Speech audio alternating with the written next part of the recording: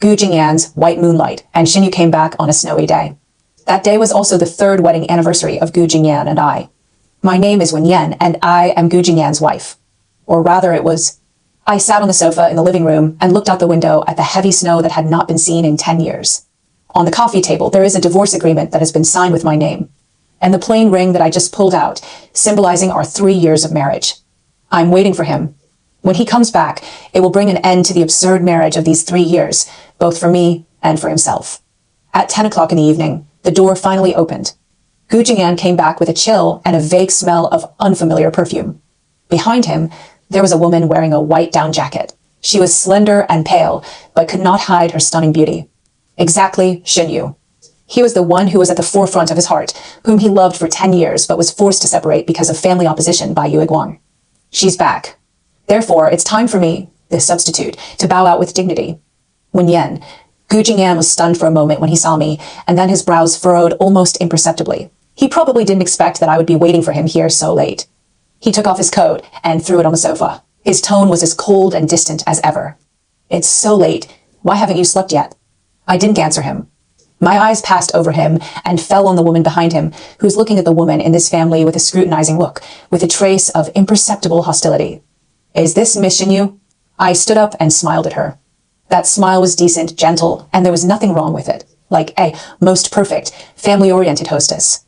A trace of astonishment flashed in Xinyu's eyes. She probably didn't expect that I, the main palace, would have such a calm reaction. Hello, Mrs. Gu. She also gave me a weak, apologetic smile. I'm sorry to bother you. Don't bother, I said. After all, soon, this place will no longer be my home. I pushed the divorce agreement on the coffee table in front of Gu Jingyan. I've already signed the letter. I don't want anything, including the car, the house, and your shares. My things have been packed and are in the guest room. I will move out early tomorrow morning. My crispness exceeded all their expectations. Gu Jingyan looked at the neat and clean agreement that I signed. For the first time, that face, which had always been calm, revealed a trace of complicated emotions that I couldn't understand. There was shock, surprise, and a trace of inexplicable panic that even he himself was not aware of. You, he looked at me, and his Adam's apple slid up and down. It took him a long time to squeeze out a few words from his throat. Have you thought about it? I've thought about it. I nodded. I looked at his face, the face I had loved and waited for 3 years. In my heart, there was deathly silence. 3 years ago, the old man of the Gu family was critically ill. He used his last breath to force him to marry me, the eldest daughter of the Wen family, who was the right match for him. At that time, his beloved Shen Yu had left her hometown because of her family's bankruptcy. On our wedding night, he told me that he would not touch me. He said that he married me just to fulfill his grandfather's last wish. He said that in his heart, Shen Yu was the only one. He will wait for her. He said that the day she comes back will be the day we get divorced. He said that he hoped that I could understand the general situation, abide by my duties, act peacefully, and be a good Mrs. Gu. In return, he will give me everything that the young lady of the Gu family should have, except love. I, the one who has been following him since I was 16 years old, silently loved him for 7 years, the fool, agreed.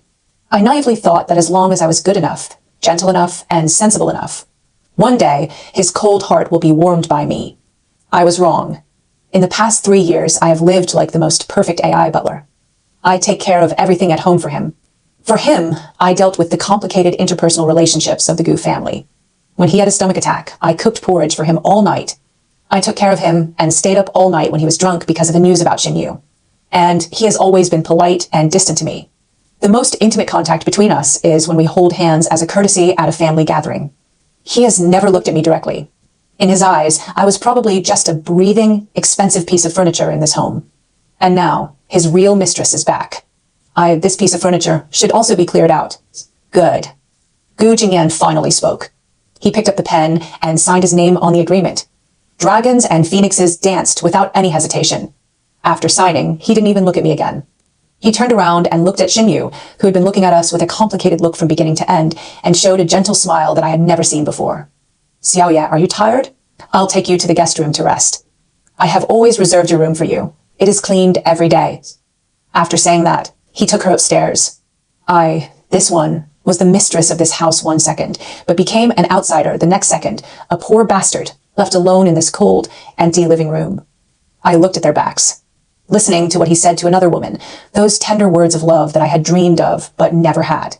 My eyes finally turned red uncontrollably. I didn't cry. I just took off the silver necklace around my neck that I had worn for 10 years. That was the only gift he gave me on my 16th birthday. It is also the only spiritual pillar that has supported me in this hopeless marriage for 3 years. I gently placed it, together with the ring, on the cold divorce agreement. Then, I turned around and walked out of this gorgeous cage that had imprisoned my youth for 3 years without looking back. Gu Jingyan Shenyu. I will fulfill you. Also, leave myself alone. From now on, the bridge returns to the bridge. The road returns to the road. No more connection. Chapter 2, A Shocking Secret. I returned to the Wen family. My parents, who had long since taken a back seat and were indifferent to worldly affairs, were shocked when they saw me showing up at the door late at night, dragging my suitcase. When they saw the empty ring finger on my hand, they understood everything. My mother cried on the spot and hugged me. She was so distressed that she could not speak. My father, who was always serious, was so angry that he slammed the table on the spot. That little bastard from the Gu family. How dare he? I'll go find Mr. Gu tomorrow to settle the score. Dad, Mom. I pulled them and shook my head with a tired smile on my face. It's no one's business. It's my own choice. It's me. I'm tired. I don't want to wait anymore. That night, I hugged my mother and cried all night long in my room, which was full of girlish atmosphere and had been away for 3 years. Cry my dead, decade long, humble, secret love. I also cried about my future that finally could be reborn. The next day, I seemed like a different person.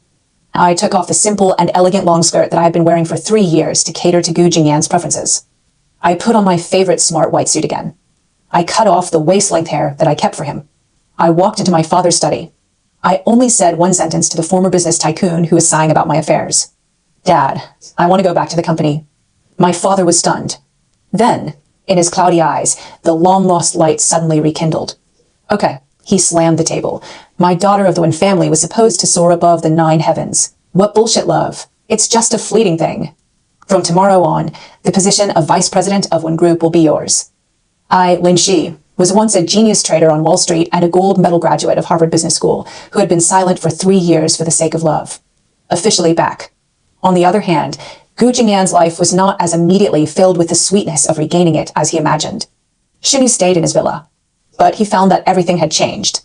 He, the innocent and unworldly girl in his memory, has become sensitive, suspicious, and full of insecurities after experiencing the hardships of the world in the past 10 years. She would be furious because Gu Jingyan accidentally said, "The tea made by Wen Yan tastes pretty good." She would secretly check his phone. She would confirm to him over and over again whether he really still loved her. Their lives are full of quarrels and exhaustion of testing each other. And Gu Jingyan is always thinking of me inadvertently. When he got up in the morning, he would subconsciously touch the other side of the bed, but he would only touch the cold side. When he had a stomachache, he would habitually want to drink a bowl of hot porridge, only to remember that the woman who had cooked porridge for him was gone. He even blurted out, "I'm sorry, my wife doesn't like women whose perfume is too strong," when facing a coquettish female star who showed her affection to him at an important business dinner. After saying that, he and everyone present were stunned.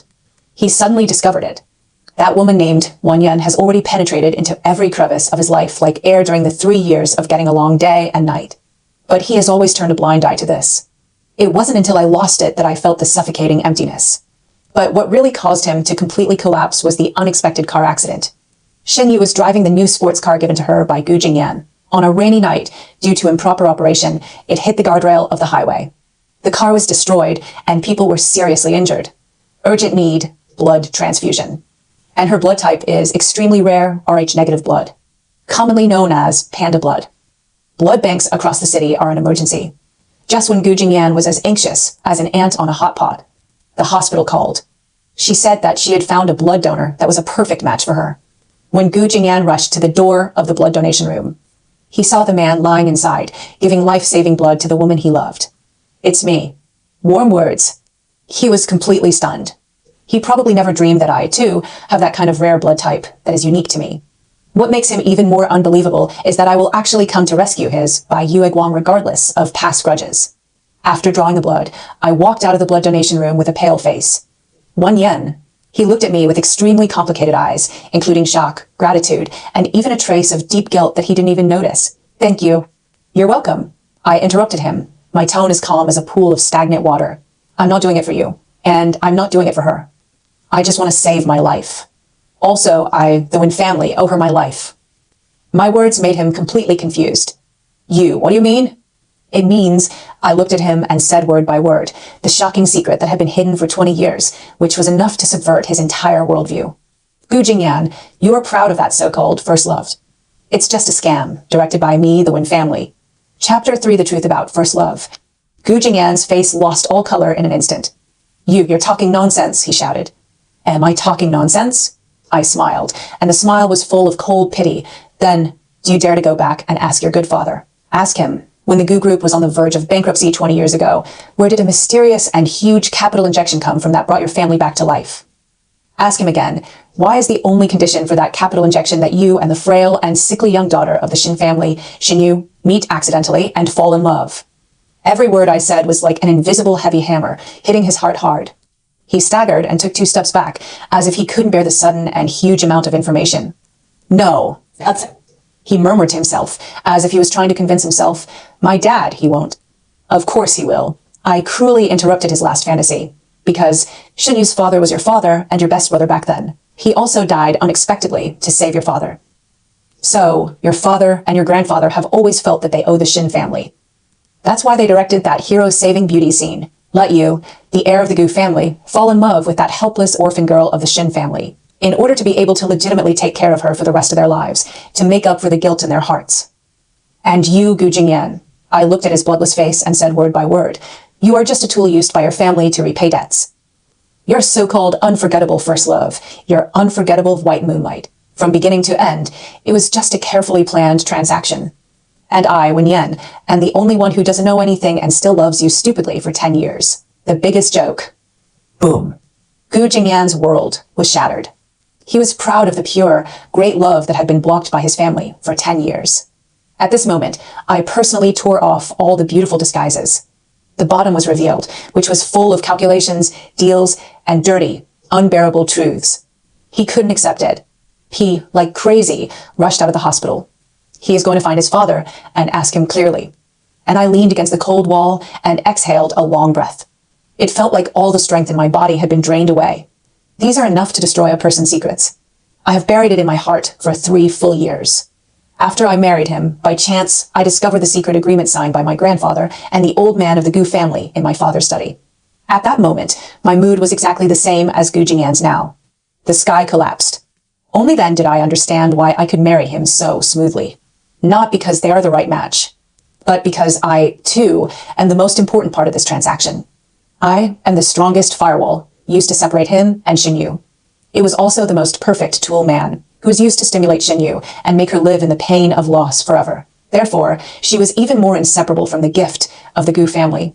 The 3 of us are all pitiful pawns in this feud between wealthy families. And now, this is the first chess piece to awaken. I want to overturn this dirty chessboard with my own hands. Chapter 4, Collapse of Faith. Gu Jingyan and his father, Gu Changfeng, had the most intense quarrel in history. The recording of that argument was accidentally leaked to the media by someone unknown. In the recording, Gu Changfeng admitted everything. I admitted it, that planned first love. He also admitted how he sacrificed his son's love for the benefit of the family. And Gu Jingyan completely collapsed after learning that all his affection and obsession in the past 10 years were just a joke. He locked himself in the room for 3 days and 3 nights. And Xinyu, after learning that she was just a pawn arranged, also collapsed. She, this woman, had always regarded herself as Gu Jingyan's true love. All her pride and sense of superiority were shattered to pieces at this moment. She came to me dragging her still unhealed body. For the first time, she put down all her arrogance and hostility in front of me. She, crying, begged me. Wen Yan, no. Miss Wen, I was wrong. I was really wrong. She grabbed my hand, as humble as a dog. I shouldn't come back. I shouldn't destroy you. Please, please come back to him. He can't live without you. He will really die. I looked at her face quietly. There was no wave in my heart. I gently broke away from her hand. Miss Shen, I said, first of all, we don't have we. Secondly, whether he dies or not has nothing to do with me. Third, I looked at her and said word by word, you, the person who should apologize the most, is not me, but yourself. It was you who willingly served as a pawn for 10 years. It was you who ruined your own life. After that, I stopped paying attention to her. And Gu Jingyan, after imprisoning himself for 3 days, finally came out. He seemed like a different person. He shaved off his hair. He resigned from all positions in the Gu group. He donated all the property in his name. Then he came to me. He appeared downstairs in Wen's group, wearing the most ordinary commoner clothes. He didn't come up. He was just standing quietly in the small garden downstairs. From morning to night, like a statue, silent, looking at his wife's stone. I watched him quietly all day long in front of the floor-to-ceiling windows in the office. When I got off work, I went down. I walked up to him. "Go away," I said. "You are not welcome here." He looked at me. His deep eyes no longer had the coldness and arrogance of the past. There is only a piece of dead silence, gray defeat, and endless pleading. "One," he said hoarsely, calling me by my former nickname. "I know I don't deserve it. I don't ask you to forgive me. I just ask you to let me look at you. Let me be able to see you. Every day be good. That's enough." I looked at him, looking so humble and in the dust. My heart is not moved at all. I just feel endless and tired. "Gu Jingyan," I said, "you made a mistake. I don't need anyone's gaze. I'm living a good life now. It's better than ever knowing you. So, put away your cheap, self-impressed confession. Disappear from my world completely. This is the last good thing you can do for me." Chapter 5: The End in the Snow. I have never seen Gu Jingyan again. He really disappeared from my world. I heard that he went to Tibet and became a monk in one of the most remote temples. I heard that he smashed the jade pendant with the word moon engraved on it that he had carried with him for 10 years with his own hands. And Xinyu, not long after, left her hometown and disappeared without a trace. The absurd feud between wealthy families that lasted for 20 years finally came to an end in the most tragic and thorough way. And I, leading the Wen group, overcame obstacles and braved the wind and waves along the way. I have become the youngest and most dazzling new queen in the business world. I'm doing fine. I thought I would just forget about that man. Until 3 years later. It's another winter day with the first snow. My assistant handed me an signed letter. The letter was sent from Tibet. There is no letter paper in the envelope. There is only one old, well-preserved photo. In the photo, there is a 16-year-old girl wearing a high school uniform and a ponytail. The girl was standing under a huge ginkgo tree, raising her head and smiling brightly and brightly. That's me. On the back of the photo, there's a line of words that are strong and powerful, but also have a hint of trembling.